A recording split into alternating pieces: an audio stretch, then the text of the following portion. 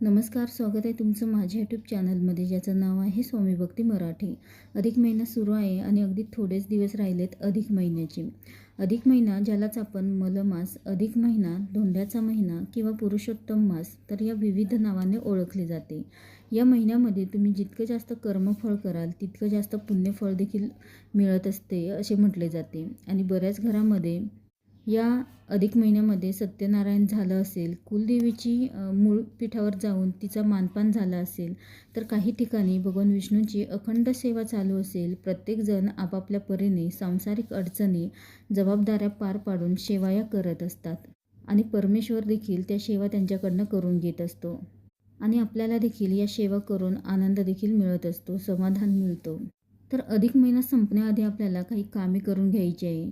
काही ठिकाणी आपल्याला दीपदान करायचं आहे, तांबूल देखील दान करायचं आहे. यामुळे भगवान विष्णूंची अखंड कृपा आपल्यावर राहील आणि आपली इच्छापूर्ती देखील होईल.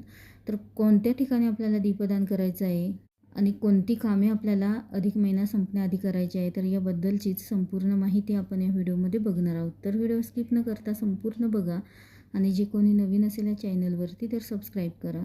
तर बघा, अगदी 10 ते 12 दिवसच अधिक महिन्याचे राहिलेत. आणि या महिन्यामध्ये आपण सेवा तर करतच असतो, पण अधिक महिना हा दानाकरिता देखील महत्त्वाचा मानला जातो. आपण आपल्या लेकीला, जावयाला या महिन्यामध्ये काही वस्तू दान करत असतो, त्यांचा धोंडा करत असतो. आपल्या यथाशक्तीनुसार आपण धोंडा करत असतो.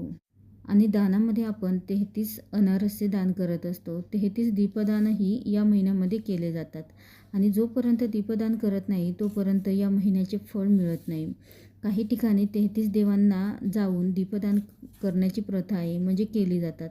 तर बघा, आपल्या यथाशक्तीने रामाच्या मंदिरामध्ये किंवा विष्णूंच्या मंदिरामध्ये जाऊन देखील तुम्ही भगवान रामांना किंवा विष्णूंना तुम्ही वाण देऊ शकता. तांब्याचा दिवा किंवा तांब्या दान करू शकता. तर काही लोक 33 देवांना दीपदान करत असतात, तर काही लोक 33 वाती बनवून एकाच देवाला दान देखील करत असतात. तुम्ही ज्या देवाला मानता तिथे जाऊन देखील तुम्ही 33 दिवे दान करू शकता. यासोबतच या अधिक महिन्यामध्ये तांबूल दान करणं देखील तितकंच महत्त्वाचं मानलं जातं. जोपर्यंत तांबूल दान करत नाही तोपर्यंत अधिक महिन्याचं फळ आपल्याला मिळत नाही. आणि तांबूल म्हणजेच विडा, विड्याचं पान, त्याचा बनवलेला जो विडा असतो तर त्यालाच तांबूल असे म्हणतात. तर हा विडा तुम्ही तुमच्या लेक जावयाला देखील दान करू शकता किंवा कोणत्याही मंदिरामध्ये जाऊन देखील तांबूल दान करू शकता. तांबूल दान करणं देखील महत्त्वाचं आहे.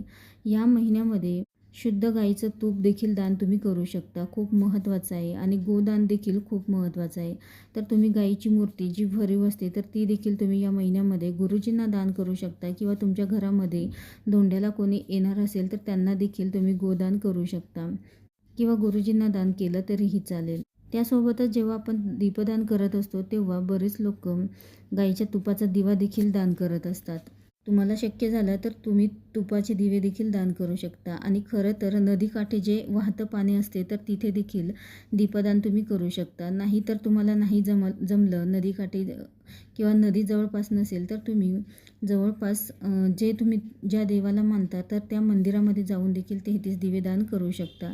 जे तांब्याचे छोटे छोटे दिवे मिळतात तर ते देखील तुम्ही घेऊ शकता आणि त्यामध्ये देखील तुम्ही दीपदान करू शकता. तर हे सर्व करून काय मिळतं, तर आपल्याला आनंद मिळतं, समाधान मिळतं आणि या सर्वांचं कर्मफळ आपल्याला अधिक पटीने मिळतं. ज्या काही अडचणी आहेत तर त्या कमी होतात.